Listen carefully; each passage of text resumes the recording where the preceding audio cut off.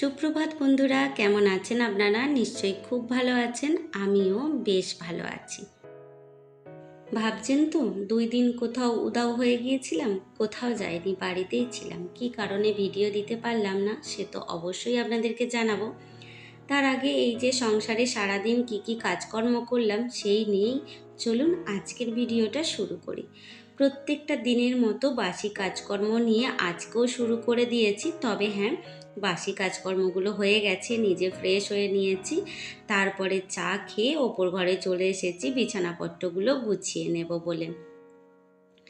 আর আমারও একদম ইচ্ছা ছিল না যে 2 দিন ভিডিও দেব না। আসলে পরিস্থিতিটাই এমন ছিল যে আমি মানে বাধ্য হয়েছি যে না দিতে। আসলে কাছাকাছি পুজো ছিল, মানে মাইকের আওয়াজ বুঝতেই পারছেন যে একটু আমি ভয়েস দিতে পারিনি।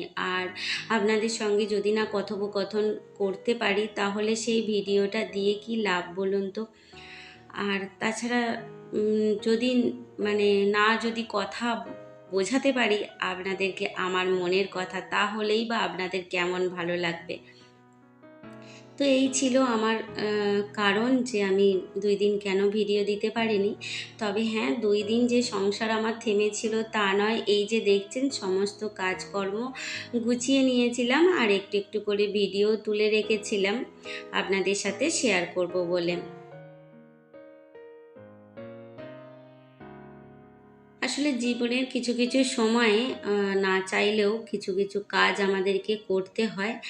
যেমন এই যে ভালোবাসার এই একটা ছোট্ট জায়গা আপনাদের সঙ্গে আমার সংসারের খুঁটিনাটি গল্প করার যে একটা সুযোগ, এই সুযোগটা আমি একদমই হাতছাড়া করতে চাই না।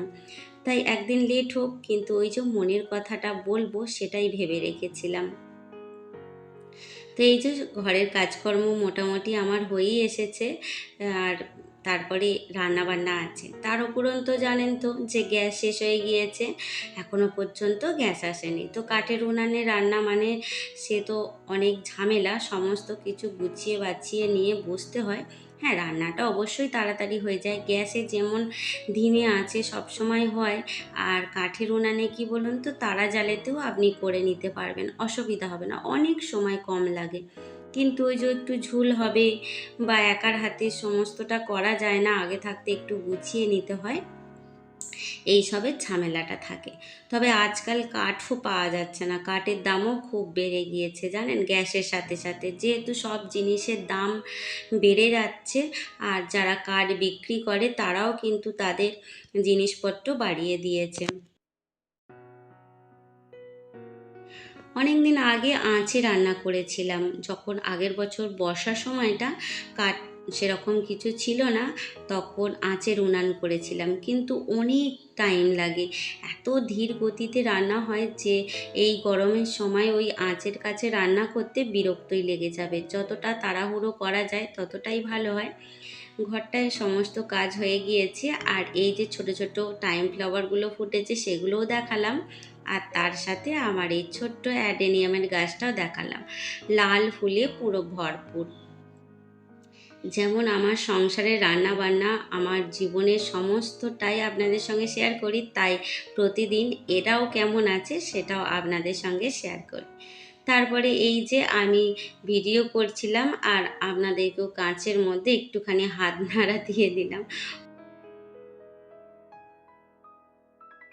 তবে চলুন, কাজকর্ম তো হয়ে গেছে, এই যে ঘর পরিপাটি হয়ে গেছে, এবার রান্না বান্নার দিকে চলে যাব।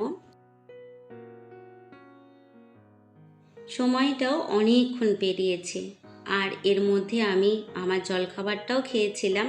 তবে এই যা রুটি এইসব কিছু করিনি, মুড়ি খেয়েছিলাম। আর তারপরে সমস্ত কুটে বাটে নিয়ে একবারে বসেছি রান্না করতে। ভাতটা হয়ে গিয়েছে। আজকে কিন্তু করব পলতা শাকের চচ্চড়ি। আপনারা অনেকেই পলতা শাক জানেন, মানে পটলের যে গাছগুলো হয় সেটাই আমরা পলতা শাক বলে থাকি। অনেকে জানেন হয়তো, অনেকে জানেন না। তো যাই হোক, এখানে বেগুনগুলো বেশ ডুমো করে ভেজে তুলে নিয়েছি। আর এই যে কুচিয়ে রাখা পলতা শাকগুলো একটু ভেজে নেব। এই সময় তেতো খাওয়া খুবই উপকার।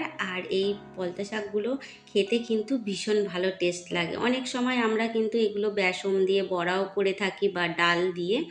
তো এইভাবে চচ্চড়ি খেতেও বেশ ভালো লাগে। খুব একটা যে তেতো হয় তা কিন্তু নয়, তবে বড়ি দিলে খুব ভালো হতো। আজকে আমার কাছে বড়ি ছিল না, সেই কারণে বড়িটা দিইনি। আর পলতা শাকগুলো একটু ভেজে নিলে এর যে একটা কাঁচা গন্ধ সেটাও চলে যাবে।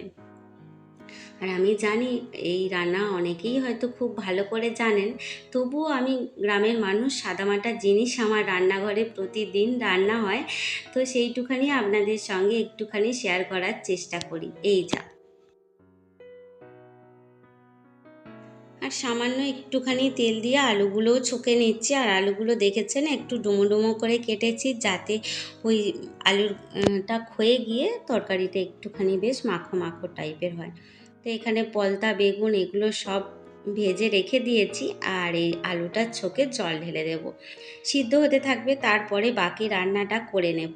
আর এতে কি কি মশলা দেব সে তো আপনাদের সঙ্গে শেয়ার করবি। তবে হ্যাঁ, আমি রান্না শেখাচ্ছি না, তবে কিভাবে আজকের এই রান্নাটা করলাম সেটা একটুখানি জানিয়ে দিচ্ছি। যদি কেউ আগ্রহী হয় এইভাবে পলতা শাকের চচ্চড়ি খেতে, তাহলে তার হয়তো কোনো উপকারে আসতে পারে।